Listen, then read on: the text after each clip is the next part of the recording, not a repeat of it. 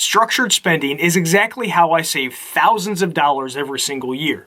I'll share with you 6 different structured spending tactics that you can apply to your day-to-day activities. Most of us have areas in our lives where we spend a little bit more than we actually want to. To help you manage through those, use one of these 6 tactics and then tailor it to your specific situation. First, we've got the automation tactic. Automation is one of my favorite things to do because you basically just set it and forget it. Outside of the routine check-ins, there's not really much you have to worry about. The goal is to completely remove any decisions you have to make when it comes to spending money or saving money. For example, if you have trouble saving money, then automation is the perfect way for you to make it a priority without having to do much of anything. Now, I've been at this whole debt-free thing for years, so I'm pretty good at managing my money at this point, but I haven't always been like that. At first, it was really hard for me to save, so I utilized an automatic savings app to help me save up more money. So if you're trying to save up for something or you need to curb your spending somewhere, then utilize this automation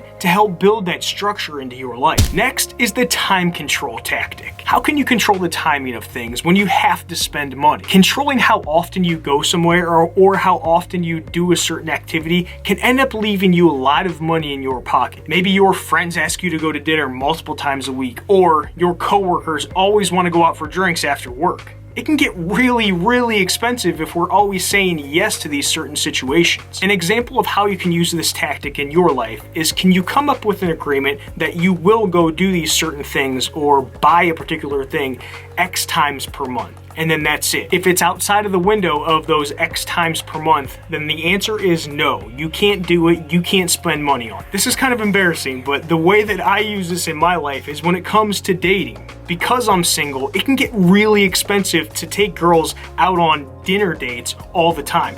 Really, really expensive. I had a problem with this because I'm like, well, I want to meet new people and I'd like to go the traditional route and go to dinner, but I don't want to go just have drinks and get smashed, because that's where things get weird. So what I decided to do is I have X amount of dollars per month to spend on dates, because that's what single people do. If I want to go to dinner, it's going to be a little bit more expensive. But if I want to extend how many dates I can go on, hey, maybe it's with one girl. It doesn't have to be multiple girls. Then maybe I can go for coffee dates. That's a little bit more expensive. So if I have $100 to allocate towards dates, I can get more coffee dates out of that $100 as opposed to one dinner, maybe 1.5 dinners, because I'm a good tip. Next, we've got the bulk tactic. No, not that bro bulk, the spending bulk tactic. I really like this method because it's twofold. It saves time and it saves money. The goal behind the bulk is to do as much of your spending at once, as opposed to spreading that spending among a longer period of time. This is all based on the numbers, because the more chances you give yourself to spend money, the more likely you're going to be to spend more money than you actually want to. It's basically death by 1,000 cuts. I do this 2 different ways with grocery shopping every single month. I make the majority of my large purchases once a month. For example, meat. I make one trip every month to my local farm to gather all the meat up, like it's my baby, for all of the food I'm going to eat for that particular month. Now, I still need to go to the grocery store every single week because I eat a lot of fresh vegetables,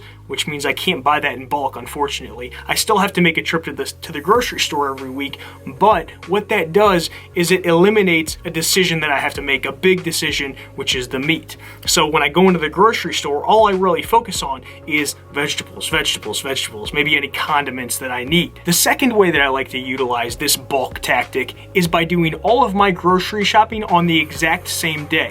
So if I have to go to multiple grocery stores or multiple stores, I will hit one right after the other, after the other, after the other. That way I'm not forced to go to grocery stores and have to grocery shop or go to any other stores on days that aren't my grocery shopping day. How can you add this type of structured spending into your life? Next, we've got the prep for the future tactic. Is there something that you can spend a little bit extra time on today to help prevent you from spending more money later down the line? One way that I like to utilize this strategy is taking one day and prepping all of my food for the week, maybe even the next week and a half, depending on if I can freeze it. It removes that option of, hey, should I go out to eat because I don't have any food in the fridge? No, because I've already prepped for it. Since food is where spending can easily get out of hand, this is the perfect tactic to remove that option. Next, we've got the delayed tactic. Time is your friend. And it's especially your friend when it comes to that impulse buying that we all want to do. This tactic helps curb those impulse purchases that we always want to make. It's so easy to make a purchasing decision in the moment. But what if we forced ourselves to wait? I like to utilize this strategy with any kind of online shopping that I do because it's so easy to add things to your cart and then click purchase and then you've got it. So now what I do is I'll add things to my cart and then I'll wait a certain amount of days to redecide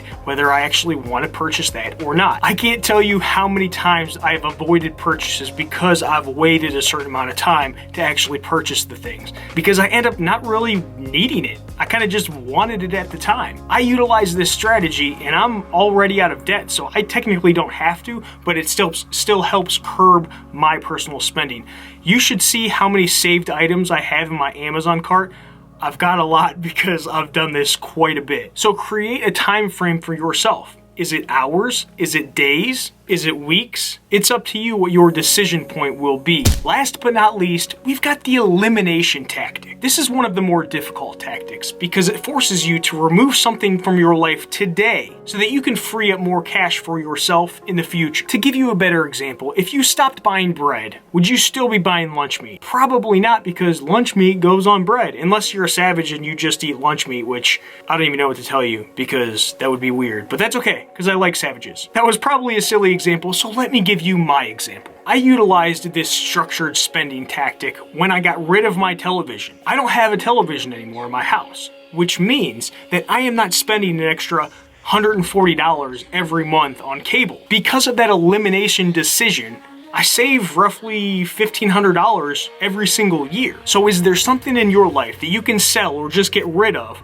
that will free up more cash for yourself in the future? Managing money is already a difficult thing to do. So why not make it a little bit easier by creating some sort of structure in your life? That way you can focus on the things that are more fun in life, the more enjoyable parts of life. Leave a comment down below of where you could use one of these tactics in your life. Thank you so much for taking some time out of your busy day to check out this video. I hope you found some value in it. Please like, comment, and subscribe because I love you more than I love structured spending. I do. All right, I'll talk to you later.